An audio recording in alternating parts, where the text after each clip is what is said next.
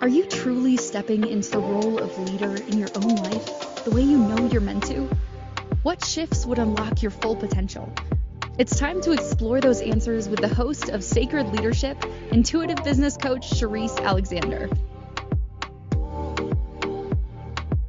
Welcome to yet again another episode of Sacred Leadership with Sherisse here on the Inspired Choices Network.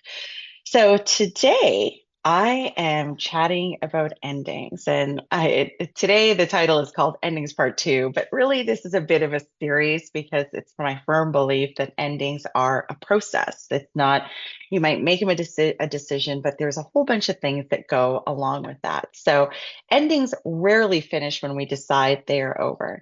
In today's part of the endings series, I am returning to the threshold that I deliberately had left open after the last episode. And I'm asking about, or we're talking today about the middle and what it really requires of us. Trust before there is any proof, surrender of the how rather than the what, and the one we almost never complete, which is learning to receive. Most of us are really not that great at receiving. Real surrender is not about giving up. It is never acceptance of harm. It is loosening our grip on the form the answer has to take. So today, as we talk through this, or as I share my own journey around endings, and as I've said, as I was planning this particular episode, I didn't really have full scope of all the endings that would be going on in my life, but that realistically speaking is how the divine works. And as I've said on other episodes, you could really be ready for an ending, but there's still a process. There's still, the processing of those feelings, the grief, the doubt, the anxiety, the questioning, the maybe straddling the line, the joy that comes along with it, the sadness. Like these are all parts of endings, no matter how much we might be welcoming them.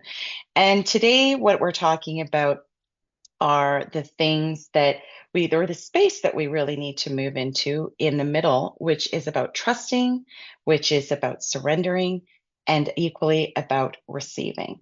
So I have done, I would say, a fairly good job of just allowing things to unfold. So the decision's been made.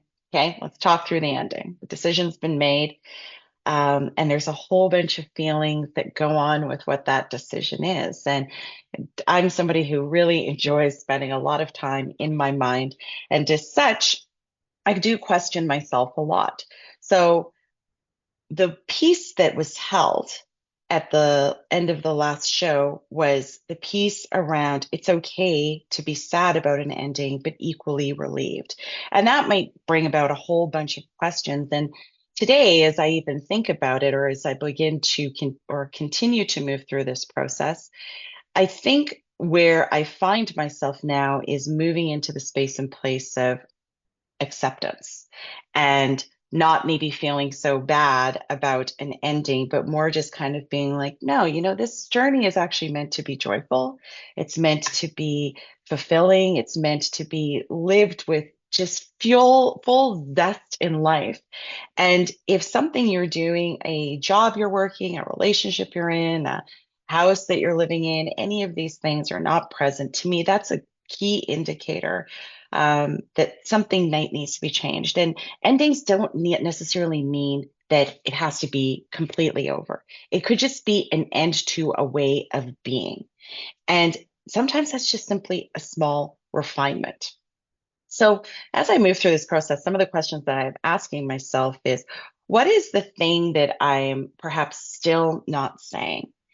And I think I've already alluded to it in some of today's episode already, which is that while there's sadness over an ending, there's equally a sigh of relief. Like this, it's okay to take that thing off, that responsibility, that commitment that I made, and choose to do something that really frees myself and the capacity and the bandwidth to go out and do what it is that I need to do that's part of my journey. And as I reflect on that and, kind of maybe the roller coaster of emotions that one will go through within an ending, Did I think that it would be easier? And are there still places where I see my ego showing up? And those are always interesting spots to me, when um, I can see peaks or glimpses of when my ego wants to come out to play.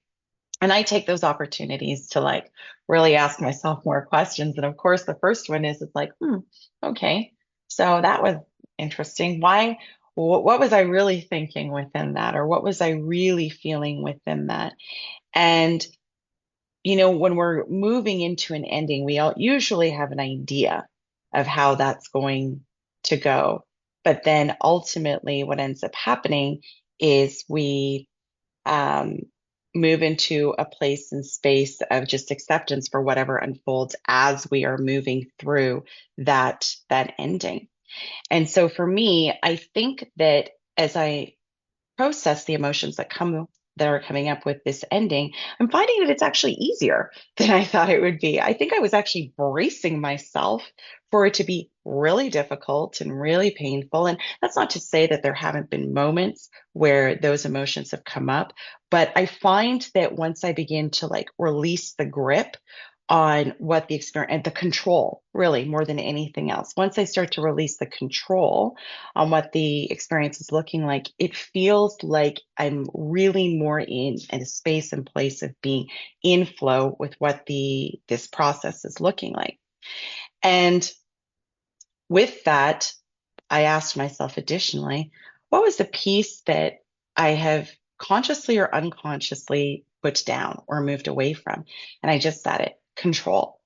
I can think of endings that I've gone through in the past, and one that I alluded to on this podcast was like, the end of a relationship is probably a really great example because most people can identify with the ending of any kind of relationship, be it a romantic one, a work one, a friendship. At some point, everybody has gone through some type of end of a relationship.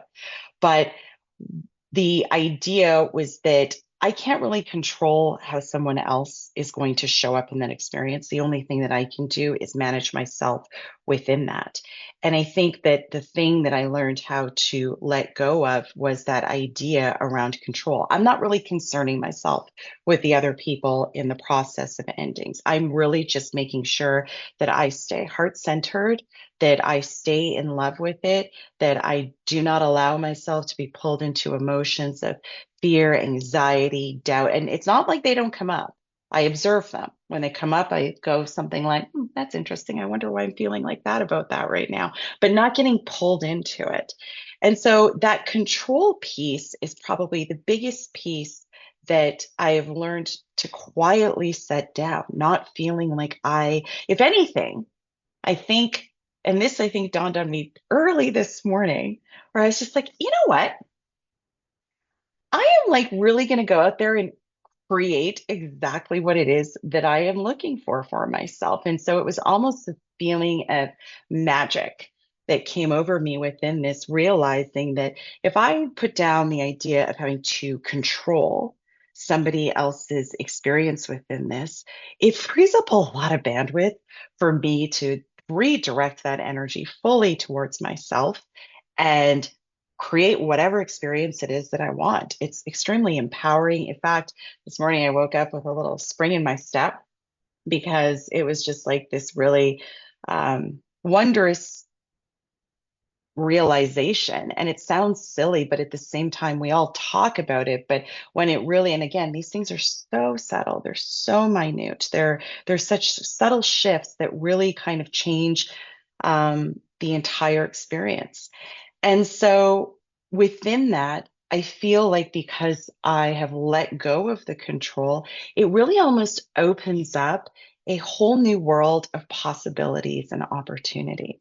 And I was just having a conversation this morning with somebody who was equally going through a very difficult ending.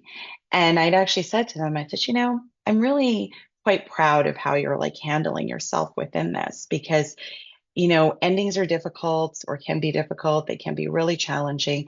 And this person had moved into a place and space of like exactly what I'm talking about, which is like relinquishing the control, being very clear about boundaries and really clearly stating like, this is not designed to, or this posture that this person was moving into was not designed to hurt you, the other party. It was really about preserving my own peace. And that is just such a powerful, powerful position to move into.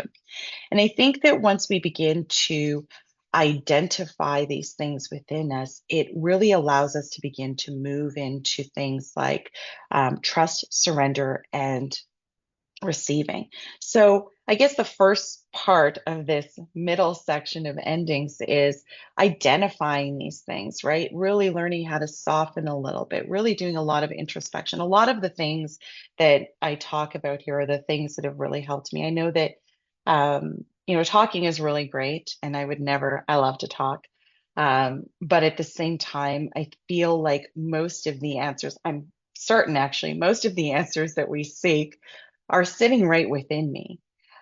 Somebody can maybe help me, peel away the debris of what's confusing, but a lot of what I how I process things myself personally is to just really sit and ask myself a lot of questions, the ones that are like most difficult, the ones that are taxing. I allow myself to feel whatever it is that I want to feel. And even within myself, just choosing not to make commitments anymore. And there was a long time, let me be careful about how I say that. I don't want to say I don't want to make commitments, but for a very long time, I lived in um, a headspace of feeling like I had to do something, or because somebody expected me to do something, or they expected me to show up a certain way. But the people who know me very well know that I'm literally going to dance to the beat of my own drum. And I'm not the person that's going to argue with you. I'll say my piece. We'll either work together on it. And if we don't, no problem. I'm not going to fight with you. I'm going to go off in my own direction and do my own thing.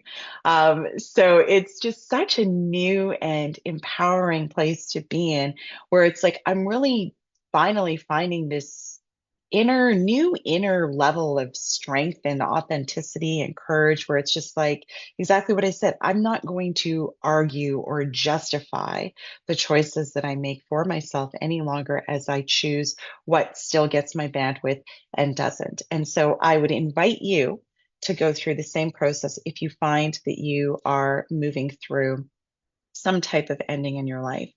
And what's really interesting as I reflect on this is I was thinking kind of about the timing of this. We're heading into dare I say, the final parts of the year, like getting into almost Q4. Well, not that close, but close. And not that long ago, I did this whole mid-year reset. And I'll tell you, at the time that I did that particular series, I didn't think that there would be, and I know I definitely alluded to, decide what is continuing to serve your journey, decide what isn't. And the interesting part to me is that the things that I thought would be exiting my life, or that I would ending or be letting go of, um, surprisingly, there's new and different things, and not things that are earth shattering in an obvious way, but they're earth shattering to me. So that's why I can't stress enough that the endings that I'm talking about don't always have to be, um, they're life changing, but not in a majorly disruptive way. And I think that the other piece that I've really learned within this is to like take my time with it. There is zero reason to rush through a process. And I had this coach once that had said that when we go through things like this, there's no need to create any more trauma in the process. Um, there's enough wounding that goes on just in, living a day-to-day life, but there's no need, because there would be a time when I'd be like, I'm just going to rip the band-aid off of this situation and damn the consequences. But sometimes ripping band-aids off of scenarios can create more wounds than anything else. And so the other thing that I've learned is to like really take my time with it, have grace and compassion for myself equally, because that's what allows me, by taking my time with it, to really stay rooted in being heart centered. Because if I'm staying heart centered and I'm approaching it with compassion, empathy, grace, and love, then that will be received in some capacity by the other parties, so that might be experiencing your ending, and they will equally in some way show up and meet you in that same energy. They still might not like the ending of whatever it is that you're ending, but it'll really kind of change and evolve the energy of what an ending can look like. So we are going to go ahead and take our first break. And when we get back, we're going to talk about trust. We will be right back. Leadership isn't reserved for CEOs or world leaders. It's something each of us is called to embody in our own lives.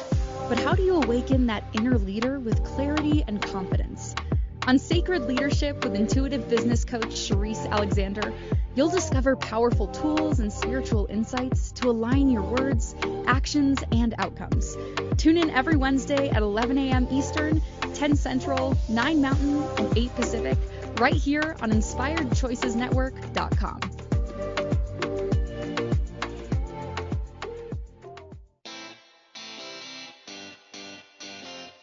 Are you a subject matter expert? Are you here to share your expertise with an audience waiting to hear from you in only the way you can deliver? Are you ready to have your voice amplified across the airwaves? Inspired Choices Network has a global radio platform streaming to millions of people across the world. Professionally produced and supported by an accomplished team every step of the way, you can broadcast from anywhere in the world, knowing your voice matters, and we ensure it is delivered with ease and efficiency. Eager to hear your message, the world awaits. Contact us today to become an Inspired Choices Network radio host. Email becomeahost@inspiredchoicesnetwork.com. This is Sacred Leadership with Sherisse Alexander. To participate in the program, join the live studio audience in our chat room at inspiredchoicesnetwork.com. You can also send an email to Sherisse@pavitraleadership.com. Now back to the program. Welcome back to Sacred Leadership with Sherisse here on the Inspired Choices Network. And I did it yet again. I was so in the vibe of talking about what I wanted to talk about today that I forgot to say the title, or maybe I did, but didn't focus on it. So this episode today is part of an ending series. And today, in this particular segment of the series, we were talking about trust, surrender, and receiving. So in the first segment, I was recapping kind of the process of the things that I've been learning as I've been going through various endings at this particular point in my year. Some were obvious and others were surprising. And so I feel really good about where I am overall in this journey. And that doesn't mean that there haven't been days of sadness or questioning or grief or any of these things. But, you kind of have to go through those things before you can move into the middle. And the middle is where we are looking to trust, surrender, and receive. Because sometimes when we end something, we don't really know what's next. If we use something like a job, and you can choose to end a job. And I'm actually recalling a time when it was just so sudden, but I was working somewhere and, there was a little bit of friction in the workplace, but it just happened one day. It was a beautiful long weekend. And the person I was working with at the time had contacted me and just literally ruined my weekend, or I allowed this person to ruin my weekend. And I was camping and I was with my family. And I just looked at my then husband and I said, you know what? I think on Tuesday or Monday when I go back, I'm going to quit that job. And my then husband was like, what? And I'm like, yeah, I'm just done. And sometimes endings come just like that. You just have one thing happens and it's not emotional. You just know that it's just time to put an end to it. And there's no trauma and no drama for you. There might be for the other person, but for you, you're good. And at that particular point in time, I had a glimpse of what I was going to. And that was the transition from working kind of for someone else into working fully and wholly for myself. But this is like the very beginning of my mortgage brokering career. I had like zero clients. I had done zero marketing, zero average, like none of those things were in place. I didn't even know if I was going to get a paycheck from this place. So I literally, at that moment in time, and that I'm bringing up this story because it is a beautiful example of trust. There is this very abrupt ending that I did not plan for. And when I left that job, I remember saying to the sales manager, the sales manager came to talk to me and he was like, well, when are you done? I'm like, today. Like, I'm not, there's no 2 weeks notice. We're not doing any of those things. I refuse to work in this type of environment. I'm just not doing this anymore. Like at the time, the kids were really little, and I always wanted to work in an environment or create a career for myself where I could be very actively involved in my children's lives. And so this seemingly abrupt thing just made the decision very, very easy for me. So in that moment when I'd made this decision, and remember what I said, I didn't even know if I was going to get a paycheck from this place when I left. And I feel no shame about saying it's not like I had 3 or 6 months of emergency savings sitting around that I could live on. I had zero. Yes, I was married at the time, but anyways, long story short, that net was not there. There was zero safety net for me. And I remember just kind of being like, I don't really particularly care. I am not going to continue to work in an environment that is robbing my joy. I am going to go out there and create something beautiful for myself and my family. And that's exactly what I did. There was zero question about it. It was just kind of like, and that is the example of trust that I'm talking about. I didn't get pulled into panic mode. I didn't freak out. I didn't call a bunch of friends and family and say, hey, can you like float me money? None of that happened. I remember calling the brokerage that I wanted to go work for. And I just said, hey, I'm free. Can I come in on Monday? And they were like, yeah, absolutely. And then moved into like divine masculine energy. And that was like, now we're going to logically plan. So this thing happened, abrupt ending, trusted the instinct to quit the job, end it. Yes, there was something that was there because I had a broker's license, but I didn't have like a full safety net of paychecks that were going to come after this. But I trusted.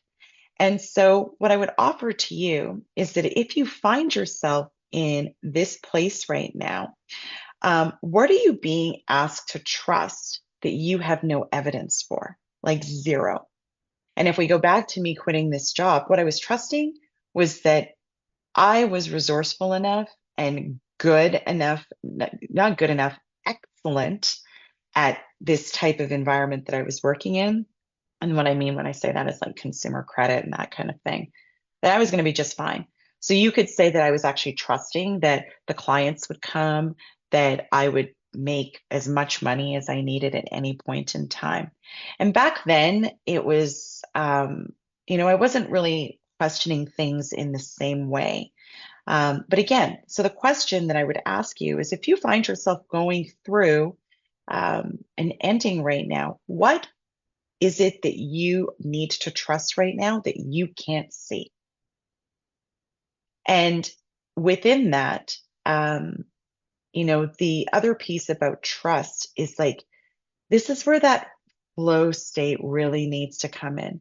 When I go back in my mind's eye to that phase in my life, right? There is a difference between trusting and hoping. Hoping is like, it's got this energy of like, I really hope this goes well. And trust is the exact opposite of that. It's like, I really trust that I'm good at this and that all the clients I need will come. And this is absolutely the right move for me. If you are into energetics, or if you wonder if you've gone through something before where you've been asked to trust like blindly almost, that it's so subtle, the difference in that energy. And when I think back to that point in time of being in a state of trust, I was trusting myself. And I think intuitively, I was trusting in a divine without necessarily having the language for that. Because often I find myself looking back, and for anybody who, is self employed or works on commission or anything like that, where you are really responsible for generating your own income, you sit in a state of trust more often than not. And as I've said on this podcast many, many times before, even in those moments where money seemed, or resources, because that was usually the thing that would create stress or anxiety in my life. It's like, oh, gee, I don't have enough clients this month that are going to help me meet this goal that I must have. Um, but when I looked back and looked at all the times, I was never, ever in a need of money, not once. It was always there. And once that realization was there for me, it almost obliterated the idea that there was this thing attached to money and abundance that I couldn't trust. I knew I could trust it because there was repeated evidence that I could trust it, even though I couldn't see it.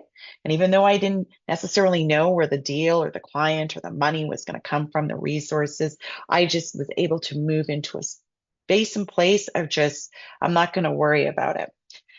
And then with that question, the other piece is, where are you requiring proof before you make that move?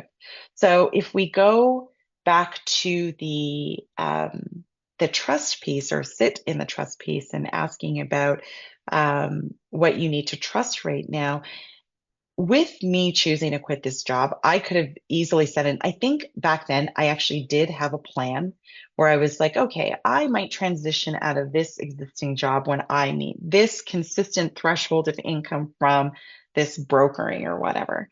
Well, that never happened. So but that's an example of the proof that I felt like I needed. Like, if it was, I needed $5,000 a month, that would have been the proof. And the universe doesn't work like that, because that's almost like saying, okay, I'll take this leap when you show me. I'll take this leap when you show me. When you give me the proof, I'll show you. And it doesn't work like that. You actually have to take the leap first, and then the information comes. And this is setting the stage for, the other two pieces of this process, which are surrender and receiving. And what during this whole like current endings piece, remember I said there were so many places that endings began to show up for me. Coming back to that question around trust, because I recognize that through my life experience, trust has always been a factor for me. So when I say to you, I understand it's not easy to sit in a place of trust, I really understand it's not easy to sit in a place of trust. But the question that came up for me was, where did this question come up for me first? Who taught me? And maybe not even who, but what experience really taught me that trusting was a very dangerous thing to do? And it was really, really early, really, really early, like probably so long ago, but in a way that um, really shapes your formative years, in a way that literally forces you to, with kind of unconsciously, but really forces you to be in a space of not really wanting to trust anybody ever. And when I look at like all of the instances in my life, I can see how trust is, and this is how the divine works, right? In order to learn how to trust, it's going to test your trust. But I can see now, and that to me, that awareness that has come into my consciousness, and this is the beauty of when these things happen, is you think you're ending one thing, right? You think you're ending a job or a relationship or a friendship or whatever the case may be. But when you begin to peel back the layers, you realize you're ending so much more. And that's really what I'm talking about. Forget the obvious ending. It's all the layered endings that I'm talking about. And for me, one of these things has really been an ending of not trusting. And most important, myself, not trusting myself, really giving away my authority to others to tell me what I should do in my life. Nobody knows what my soul journey is other than me and my soul. And realistically speaking, that through this process of having to learn how to trust when the answers are not obviously there, or the path is not fully clear, or everything's not necessarily fully laid out for me, but through this journey of peeling back the layers and asking myself these questions of like, well, where did this first happen and how has it impacted my life? How has it shown up in all of these different decisions and things like that? It really becomes quite freeing, is the point that I'm getting back at. So the biggest win from this most recent myriad of endings is the ending of not trusting myself and the things that show up in my world. So, great. Now what? You trust. What comes next? We're going to go ahead and take our next break and we will talk about surrender. We'll be right back. Leadership isn't reserved for CEOs or world leaders. It's something each of us is called to embody in our own lives. But how do you awaken that inner leader with clarity and confidence? On Sacred Leadership with intuitive business coach Sherisse Alexander, you'll discover powerful tools and spiritual insights to align your words, actions, and outcomes. Tune in every Wednesday at 11 a.m. Eastern, 10 Central, 9 Mountain, and 8 Pacific, right here on InspiredChoicesNetwork.com.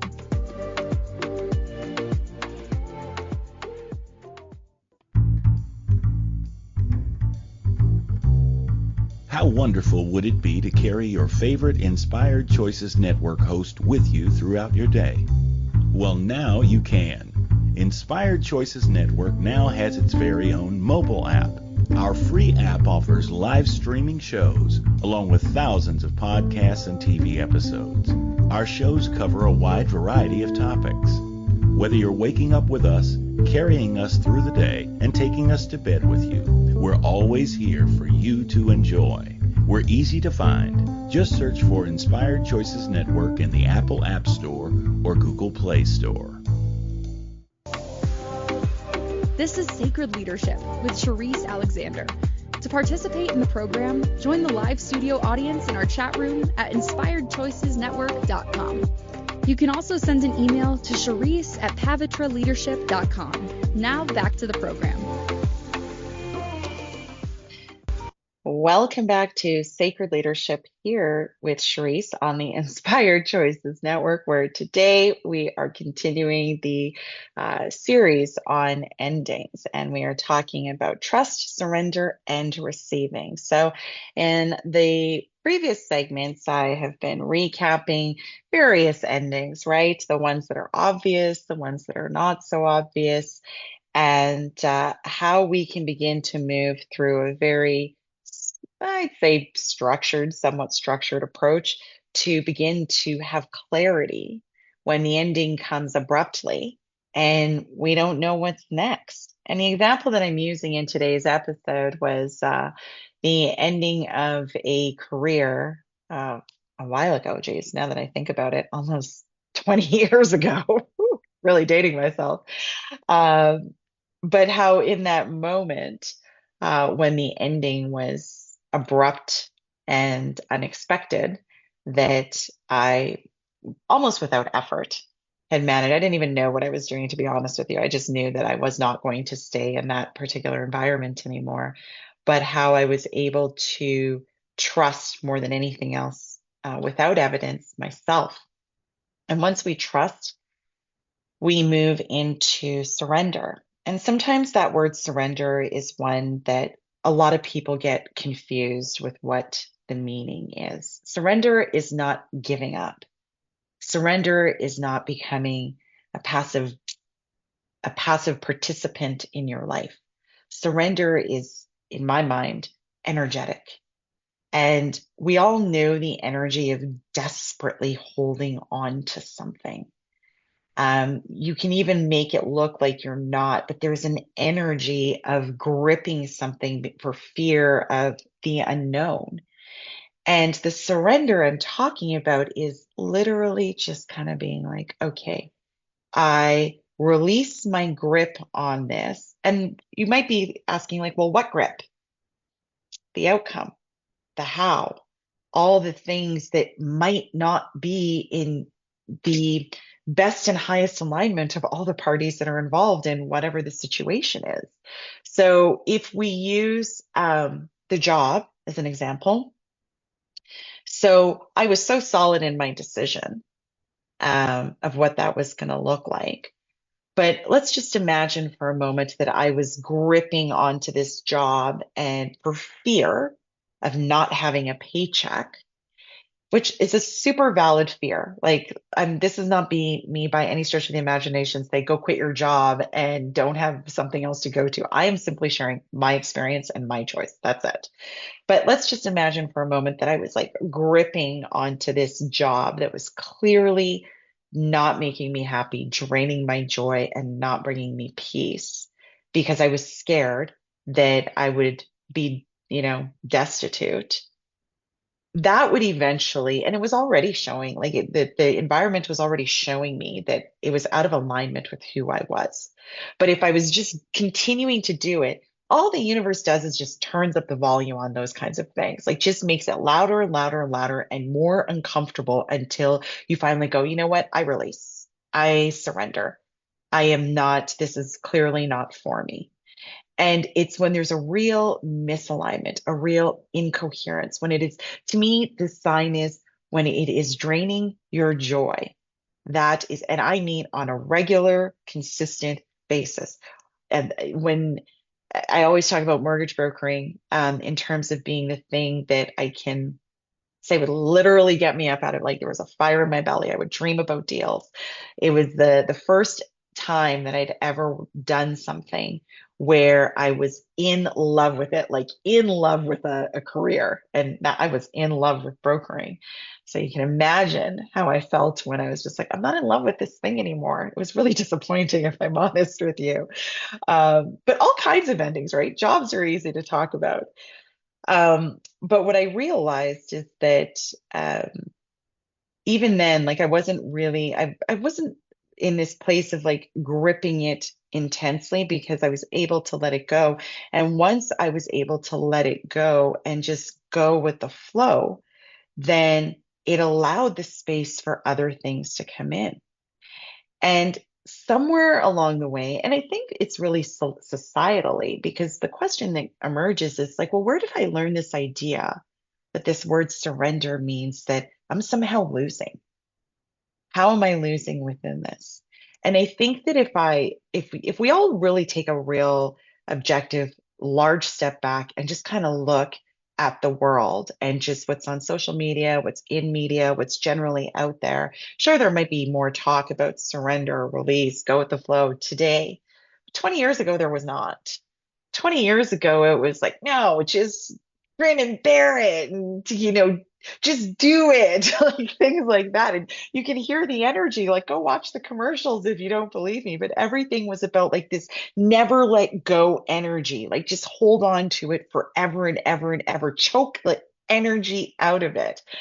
And so I couldn't say that it was just like one particular person.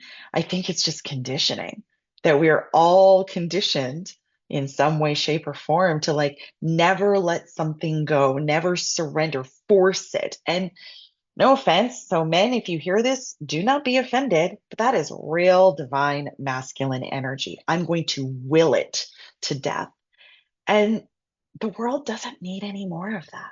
So let's maybe try something new. And this is where the surrender piece comes in. So when I think about where I thought surrender meant losing, I would say it's just been ingrained and conditioned. I don't think that there was any one person or event that told me that. I think it's just an entire society and environment that says you got to do it in this push your way through it, this gritty kind of get her done kind of attitude. Time and place for that, but it's not always. And when you start to analyze like all of the things that go along with surrendering, it's not just releasing the grip, but it's like, okay, what else am I willing to give up in a surrender? So, when we think about things like, in the case of the job, yes, there's the obvious, okay, I'm going to surrender, but it also, interestingly enough, meant that I had to let go of the idea that I had to do it all by myself. That was the piece that I equally needed to, and that was a really tricky piece for me, right? because of being in this constant and consistent energy of like, you get it done, nose down and just focus and grit through it. And so it makes it really difficult to even go to your partner and say, hey, I made this decision because I really think that it's robbing my joy. And if it robs my joy, then it robs all of you of joy. Do you think you can? And you might be like, well, why would you need to have that conversation? I mean, I did have the conversation, but even within that conversation, I never asked my then husband, hey, do you have my back? I never even said, if anything, I immediately moved into like once this decision was made, I think I spent like maybe a couple of weeks just kind of enjoying the glow of not having to be somewhere. But then shortly after that, it was like, okay, nose down, grit, get through it. So I quickly moved back into this energy of like, we have to get it done. And so one of the other things that I now know that I needed to surrender in that moment was this need to be able to have to do it all by myself. And as I find myself going through endings again right now, I had this epiphany this morning. And again, it was this whole magical co-creation energy where I was like, I'm not going to do that again. I'm going to ask unapologetically. I am going to ask for all kinds of support. I'm going to ask for all the things that I want because that is how I co-create the experience that I want for myself. Why do I think that I need to do it by myself? There are 8 billion people on this planet. Why do I feel like I need to do everything by myself? So there's a surrender within that and not feeling any shame, no blame, and zero judgment. And trust me, I was having fun with it this morning. I was like, writing down a full list. I mean, I was like, I'm going to do this. I'm going to do this. I'm going to ask for help on this. I'm going to get this done. Blah, blah, blah. I was literally making up a whole, while I'm co-creating, for lack of putting it a better way, I'm co-creating because I surrendered my need to control, um, to do it all by myself, to have to figure out what this next chapter looks like as I move through these endings. And instead, I'm going to like rely on the infinite amount of resources that are in my experience, the ones that I see, the ones that I don't see, the ones that are yet to come, all of them. And I'm literally just kind of putting it out there like help, help, help. And not in a way that I feel bad about it. I'm like, I deserve it. I have spent 47 years gritting it out. I'm good. I'm ready for like flow, to be honest with you. And the beautiful thing about moving into that energy is that I equally have learned or am learning how to surrender the idea of what it looks like. So, when you have a vision of, at the beginning of this year, I had a very different idea of what this year was going to look like. I find myself saying to people often, I'm like, I thought this was a fire horse year. Like, I thought this year was supposed to be like really fun. And then I realized I'm like, oh, well, I am having fun. Like I'm not upset by anything that's kind of unfolding in my world right now. I'm really looking at this as like the vision that I have is like, every day you get an opportunity to have a blank canvas and fully create your experience. And that is how I'm choosing to engage with my day. So the other piece that I have found myself surrendering in is how does it look? So even if I had an idea at the beginning of this whole endings process, I'll tell you right now, it's not the same idea today a week later that it was a week ago. It's different because I've surrendered that it has to be specifically one thing. And that's why I say the subtlety of endings is not always like a finality. Sometimes it's just the way in which you are choosing to engage with your experience. And I think that that's really what I've come to. Like, that is honestly the most impactful ending that I am talking about here. It's the way that I am choosing to engage with my experience. It's like engaging with life in terms of it, like it's such a gift. And I know that we say that and we sometimes say it very blithely, like, oh, life is such a gift. But when that magic really starts to appear in your life, I feel like you move into this place and space of like awe and wonder. And so when you have an opportunity, look at a little kid. and how they engage with their world. I had the gift of having my nieces and nephew with me this last weekend, and little kids are so good for this because they really move through life in this really magical way. And my niece is like 2, so she's like fun. But she did this whole painting, and when we were all looking at it the night that she did it, we're all like, oh gosh, what is she doing? It's like it's just a lot of mess. There's paint all over the place. But the next day, when it had dried and I was looking at it, I was like, oh my gosh, it's actually a masterpiece. It is actually a masterpiece. It was like she had intuitively had painted this kind of stormy, cloudy day. And you guys know these days that I'm talking about if you live in an environment where there's very clearly delineated seasons, but those stormy days when the clouds are gray, but you can see the rays of sunshine, they're starting to come through and there's different hue. That is what this little girl had painted. And she's 2. And so I was just like, wow, that moment put me in a place of awe and wonder. And I think that that's what begins to happen when we begin to relinquish the control that we feel like we need to have. So we are going to talk about the funnest part, which is the receiving. We all want more, don't we? So when we get back from this next break, we will move into what comes after surrender, which is gifts of receiving. We will be right back. Leadership isn't reserved for CEOs or world leaders. It's something each of us is called to embody in our own lives. But how do you awaken that inner leader with clarity and confidence? On Sacred Leadership with intuitive business coach Sherisse Alexander, you'll discover powerful tools and spiritual insights to align your words, actions, and outcomes. Tune in every Wednesday at 11 a.m. Eastern, 10 Central, 9 Mountain, and 8 Pacific, right here on InspiredChoicesNetwork.com.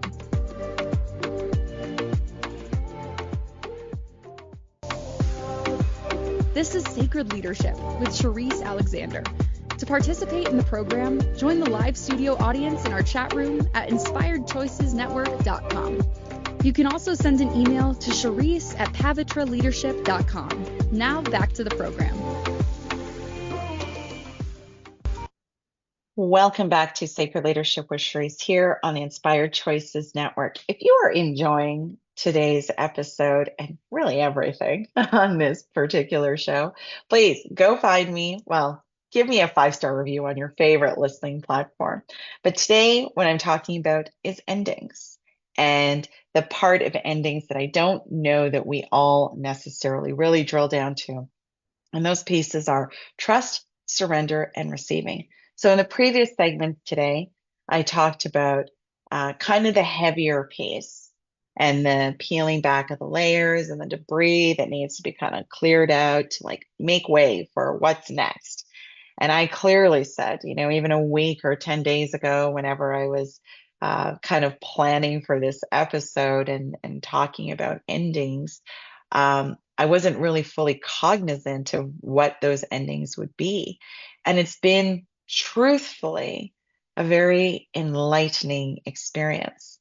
Because after we can kind of begin to deal with those heavier pieces, we move into phase 1, which is beginning to trust or learning how to trust even when we can't see. The second piece of that is the surrender. So this is not a giving up or a giving in, but more releasing, just gentling the grip on the outcome of a situation or managing other people or how the things show up, because there's your plan and then there's divine's plan. And I can tell you what I've learned in this experience is that what we envision for ourselves is only like a smidgen of what is available to us. It's just a mere speck. And so I think that life has shown me to this point that I can absolutely trust what the divine and the universe has in store for me. It's not always easy. I'm not gonna paint this as a skippity-doo kind of experience, at least for me. Hopefully yours will be better. But for me, it hasn't always been like that. I'm talking about the whole life journey. I'm not talking about endings specifically. I'm getting better. And once we move into the endings, then the fun part, the surrender piece, then the fun part really starts to show up, which is the receiving. And to me, it's the most exciting part because learning to trust it's heavy. There's stuff that you have to clear away. Surrendering can be scary because you don't have any proof of what is coming, what's being offered. You just kind of gotta trust and surrender. But the receiving is kind of like, I wonder what I'm gonna get. It's like literally being a kid on Christmas morning with all of your presents and like, I don't know what I'm going to get. Like, I'm so excited. There's so many things that I asked for. Like, how's it going to come to me? How's it going to show up? Like, it's just going to be so exciting. So it's like this whole experience of being a kid, getting to be a kid again, but as an adult with my life. And, I keep using this word magical because I just feel like I'm in this fully magical place that I'm really enjoying right now. So when something good begins to arrive, and it's not necessarily things, it's more than anything else, it's experiences. And honestly, it's been 2 weeks since I started planning this episode and, consciously engaging with the endings in my life. And it's like there's new awarenesses, there's new experiences, there's new insights, there's new conversations. And it's just like, it's literally like I have zero idea what I'm going to get on any given day, but I'm certainly excited. And when I engage with my day, I'm just like, I wonder what's going to happen today. I'm so excited to see what's going to happen. I can't wait. It's like I'm reading a book of my life. I have no idea what's going to happen. And that is where the magic really happens because you got to be in joy to be able to create. And that's the fun part is like, yeah, I'm putting intention into what I desire for myself, but it's not like this gripping. It's more like, I want to feel like this and I want to experience that. And I mean, I'm asking for all of it. I was doom scrolling for a moment last night. I'm actually kind of surprised that I was doing it because I was on TikTok. I'm just like, why am I doing this to myself? There's nothing good on here. It's all just terrible news. And so I'm just like, I got to get out of there because that is not my experience. I refuse for that to be my experience. All the things that like keep us stuck in places of fear and all this other kind of stuff. I just absolutely refuse to do that. And so I leave myself fully open. And like literally, first thing this morning, a surprise bagel and coffee showed up on my doorstep. Never happened. And it was just, and that's what I mean. It seems so tiny, but it was this tiny little thing that like started my day in this beautiful, beautiful way. So those are the small things, but there's equally bigger things that I know are around the corner. And there's this patience within it because I know that I'm so in a state of trust that everything is going to be just fine. If anything, everything is going to be even better than I imagine it to be. And surrender.